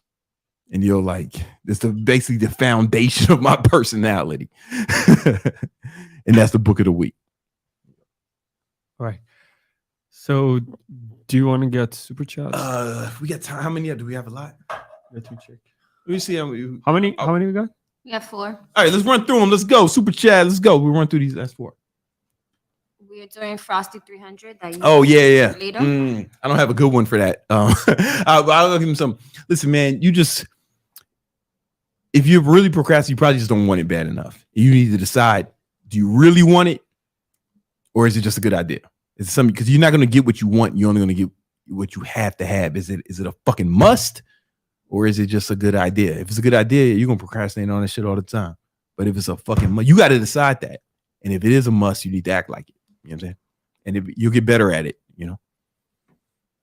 What else we got? We have Gabe. Any advice on the difference between being a positive person and harnessing negativity to drive you being pissed off 24/7? You haven't achieved the goal. Yeah. So it's like, okay, everything is, there's 2 sides of everything, right? So what you say about negative is like, you think about the fucking dark side, right? You think about the fucking people that bother you.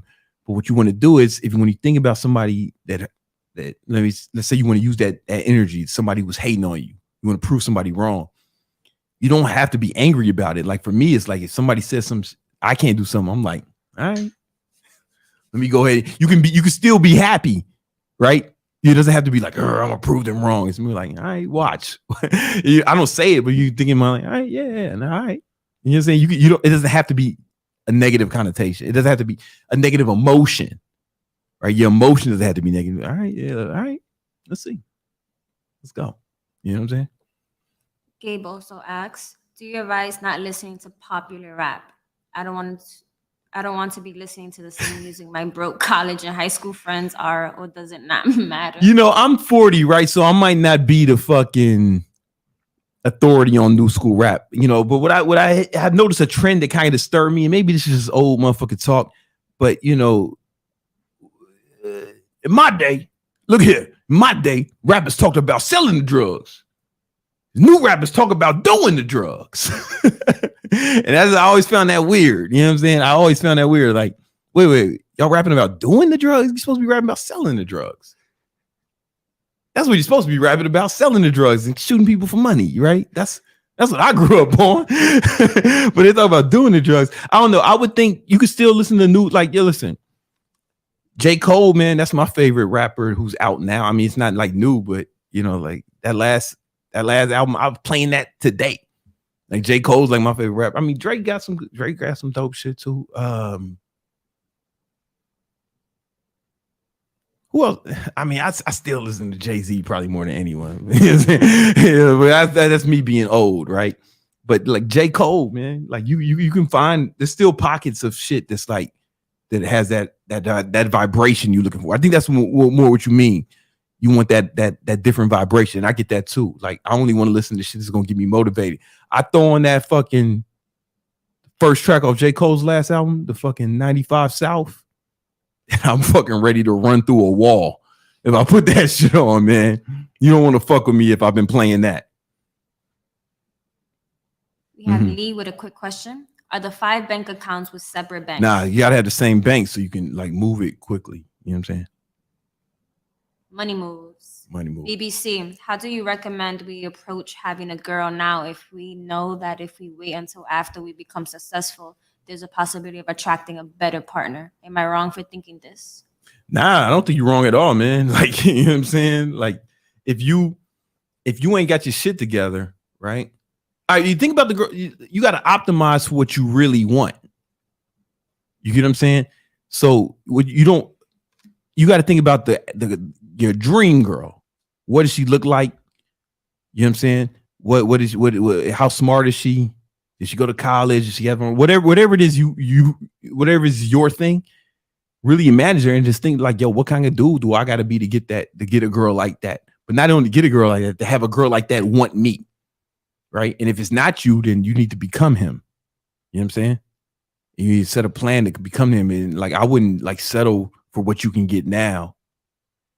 Right? Because what you gonna do, dump her after you get all right, I done came up now. So look, ho, I'm about to upgrade, trading in for a new model. Like, you know what I mean? That's kind of dickish, right? So like, just if I was you, I would just fucking go. That's what I would do. You know what I'm saying? We have Lone Star. I'm gonna need him to do some spaces here. If you were starting out with 10K, what would be your next moves? Spell check. So the first thing I do is Grammarly. You know what I'm saying? It's an app you can install on Chrome, and it'll like, no, I'm fucking with you.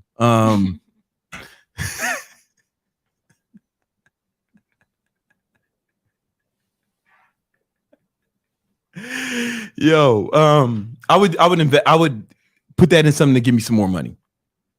You know what I'm saying? I would put that in something to give me some more money, even if it's just, learning some new skills. Because 10K ain't no like real money. You know, even if it was like buying some courses, like learning some shit. You know what I'm saying? Because you probably need to learn more. And 10K ain't no like real money. And it may sound like a lot of money, but it ain't no real money. You know, you ain't gonna like get rich with that 10K, right? So you need to like find ways. You need to upgrade your skills so you can get some real money. You know what I'm saying? Oh, I don't know if y'all noticed. I've said this. Baller Mindset will be out soon. Well, I'm working on it. Yo, I swear to God, it's so good. It's just taking a long time because I'm really trying to make it like better than anything you guys have ever, better than shit than motherfuckers have paid for. We have Alex. Do you think you can see body change by focusing more on lifting and protein, getting a higher metabolism rather than cutting your calories and changing your diet right away? I hate everything about this question. So much going on. No. One is just like it's all over the place. But really, it's like I really just feel like that's the kind of question where I feel like you're trying to see how much you can get away with. Like how little you can do. Like, what's the least I can do? Like, basically you say, what's the least I could do and get the results? Well, you should be asking me, man, what's the most I can do? What amount of effort do I have to put in to make failure impossible? Right? That kind of mindset. I'm not going to answer that question because that mindset, and I love you. I'm saying this out of love, right? You know, that kind of mindset, like what's the least I can do? What's the most I can get away with? That's going to lead to failure every time. You know what I'm saying? You gotta change within. Like you can't just do some trick or some hack to become a G. That's just got to be in you, not on you. And it starts with like, I want to accomplish this goal. What amount of effort do I need to put in to make failure impossible? Not what's the least I can do or what's the minimum amount. Fuck that shit. It ain't work harder. It ain't work smarter, not harder. It's work smarter and harder. You know what I'm saying? Bren asks, did you do a podcast on music? Maybe you should. No, nah. Should I get in my workout playlist since they asking about music? I do it right now. We're in with that. I have a good question. Okay, go ahead. But Gabe is back real quick. Mm-hmm. Just turned 21 yesterday. Do you recommend staying with my parents right now? Yeah, I think that's cool, man. Damn. You know what I'm saying? Like, I mean, unless like they impede in your progress in some way, you know what I'm saying, towards your goal. But if you can stack that paper, man, listen, I ain't lived with my parents since I was fucking 14. So like I kind of envy you guys who have like a family. You know what I'm saying? I ain't had that shit wasn't an option for me. You know what I'm saying? So like I if I could have stacked my bread, that'd been dope. Last but not least, Aiden. Anywhere I can reach out to your sales team, sales manager, looking to work some old leads, do follow up, close deals, work that. Hey, I like your mindset, right? My sales team is everybody who's on my sales team has went through the program.